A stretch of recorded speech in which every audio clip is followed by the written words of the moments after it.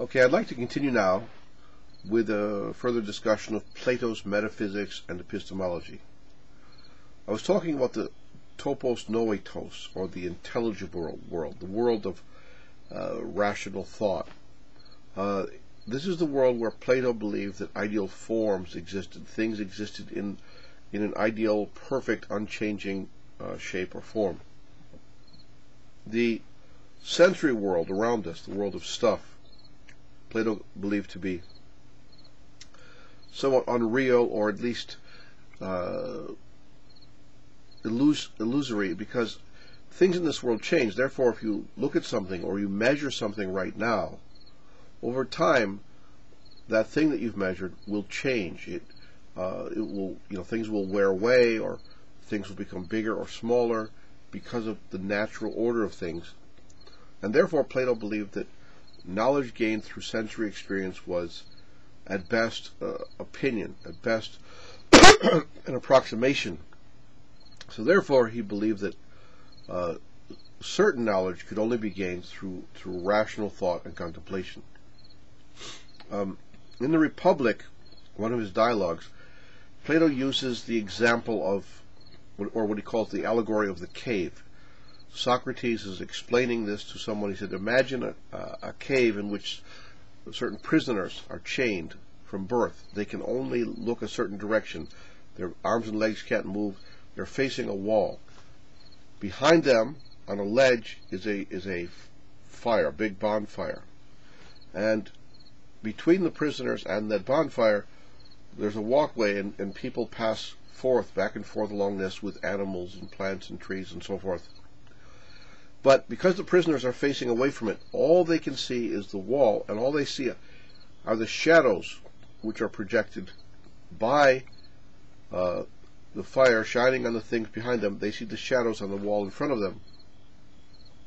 And this is the totality of their reality. So they believe that the shadows are the real thing, and they hear the sounds made by the people and animals walking behind them, and they believe that those sounds are coming from the shadows. So they really can't do anything since they're chained up. So they invent a game in which they try to figure out who can predict which shadows will come and in which order. And perhaps some of these people walking back and forth are people going about daily business, going to market or whatever. And so certain shadows are repeated. And so those people, the prisoners who are deemed smartest by their fellow prisoners, are the ones who can predict which shadows will come next. And these are considered, really exemplary in geniuses. Now, Socrates in this dialogue says, imagine that one of the prisoners escapes, breaks his chains, then looks around and he sees the bonfire. Well, first of all, his eyes would be pained. It would be a very painful experience looking at this fire directly, when throughout their lives they've been only seeing the shadow, the shadows and reflections.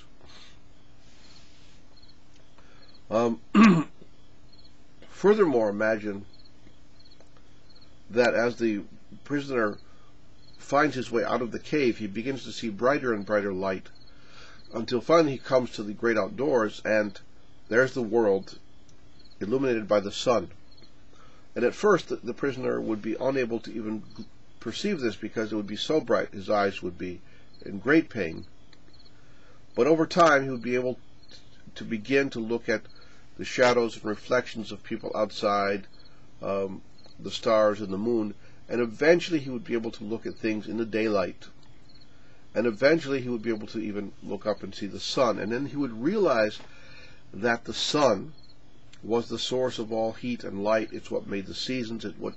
The sun is what makes everything alive, able to live. Because without the sun there would be no heat or warmth. So then imagine, Socrates says, or Plato says through Socrates, that the prisoner goes back inside and tries to tell his fellow prisoners about what he's seen. Well, when he goes back inside, his eyes, now which are accustomed to the light, are no longer accustomed to the darkness, so he would be stumbling around. He would be unable to see as well as his fellow prisoners. He would not be good at identifying the shadows now because his eyes would be not accustomed to the dark.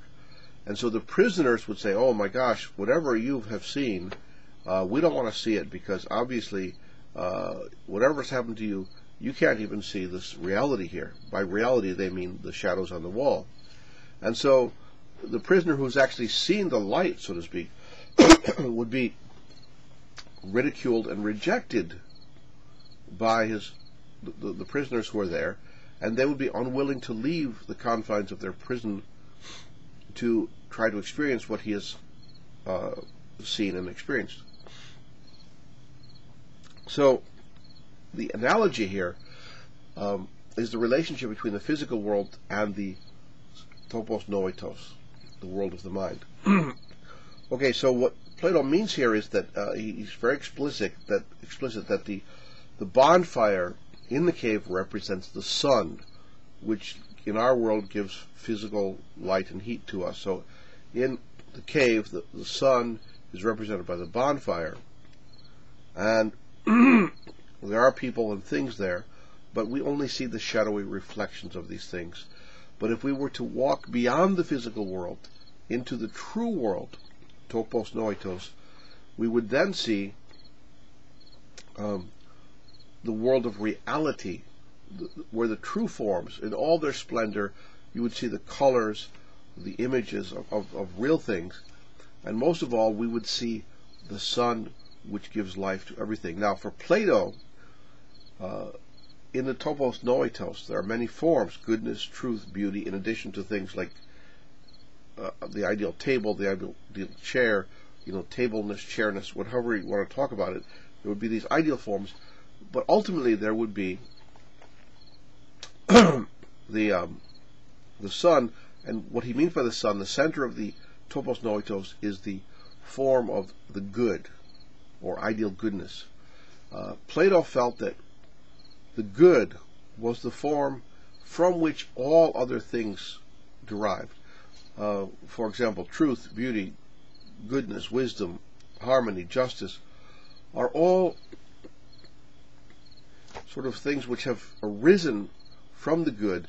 They are the things which are created in this world as a result of this central ideal form. Now, it may be stretching it to put it in Christian terms because Plato was not a Christian, but certainly philosophers such as Augustine and others made this comparison, that for Plato the ideal was the good, whereas in Christianity this ultimate goodness is God. If Plato felt that the good was God, he certainly was not necessarily thinking in Christian terms. He was thinking in terms of rationality, that the ideal is something which is perfectly rational. And for Plato then, goodness is a perfectly rational concept.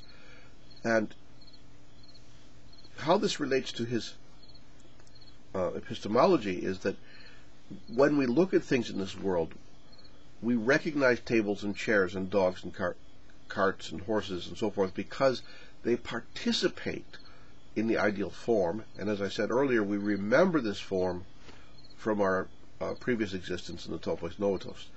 So we remember things from our previous existence, and therefore we know these things to be what they are.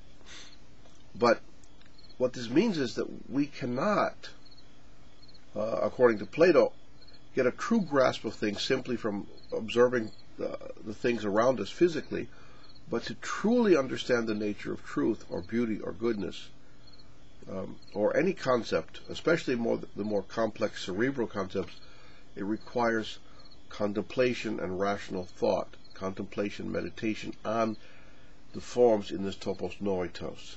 And that is where true understanding comes from. And so only philosophers, only the very wise, are privy to this kind of ultimate, certain knowledge. So this was Plato's idea of the world. Topos noitos, the physical world, and the fact that real knowledge comes from contemplation of the topos noitos and ultimately of the concept of the good.